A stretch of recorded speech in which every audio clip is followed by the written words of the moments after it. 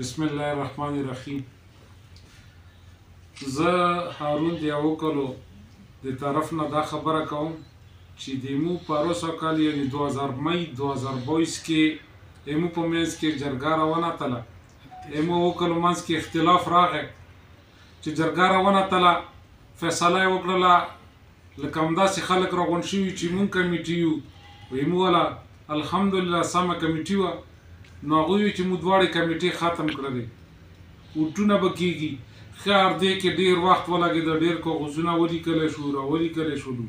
اخري په دا 11 مارچ 2023 باندې جرګې یوه فیصله وکړله چې موږ یوه نګران کمیټي جوړه کړله. په نګران کمیټې کې د یوه طرف نه ساوید منصف استاد او منظور الهي دا یې مشران کړلو، بل طرف نه ډاکټر حمید منیب او د هارون د رحیم کلیواله دا یې مشران کړو چې دا به 8 میاشتې دا کمیټي چلوي او دا کومې پیسې چې د جرګې سره دي دا به دغې کمیټې له وله کېږي، اکاونټ به ورته جوړېږي، اکاونټونه ورته کولاو کړلی شولو، په دې اکاونټونو کې به دا روپۍ جمع کېږي. د دغې کمیټې نه ایګل فوټ کې اے سی صاحب په وړاندې د جرګې په وړاندې د شپږو واړو نه یې حلف واخیستل، قسم یې ورکړه چې تاسو به ټګي نه کوو، تاسو به دا شی چلوو. قسمونه یې ورکړلو خو روپۍ څوک نه ورکوي. روپۍ چا سره پرتې دي؟ څه جرګې سره پرتې دي، څه د ساوید سره پرتې دي. نو موږ دا اپیل کوو حکومت له چې حکومت ته یوه جرګه روانه کړله.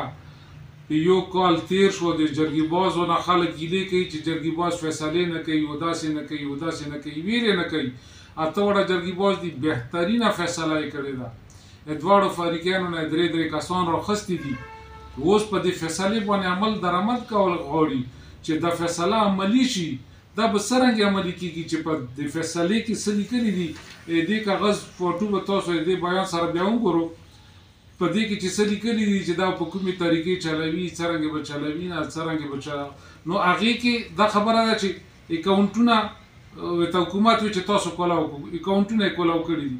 نو موږ حکومت وایو چې حکومته ته د جرګې نه پیسې راواخله، د سوید اجي نه هم راواخله، د پیسې دا جاینټ اکاونټ کې جمع شي، دا شپږ وړه د کیني د کار د چلېدو، د کانټې، د لیارې، د ټنوارې، دا حساب کتاب د شپږ کسان کوي چې دا وشي په ښې طریقې سره. الله دا نه کړي، الله دا نه کړي، دا راز ټوله په وینو سره شوې ده. الله دا نه کړي چې بیا په وینو سره شي او بیا رامنډې وایو چې هلکه دا کاڼی پکې و، دا لوټه پکې و، دا ګرام ده او دا ګرام ده. نو موږ اوس حکومت وایو چې حکومته تا سره پاور شته، ته یې د خپل پاور استعمال که که نه، دا پیسې راواخله د خلکو نه، جمع که د کمیټې له وایي چې د کوم ترتیب تاسو له درکړه شوی دی باندې د کنډولي د کار وچلوو که نه. که نه هسې چې کله بیا یوه نیمه وشي او بیا حکومت رامنډې وایي. نو مو اے سی صاحب د کوم نوی اے سی صاحب راغلی ده، ما په خیال نه دی چارج اخیستی، ما له خو نامه هم نه رسي. خو انشاءالله د دیر د علاقې ښایي ښه سړی به وي، پوه سړی به وي، پښتون سړی ده، پوهېږي به هم په دې باندې انشاءالله.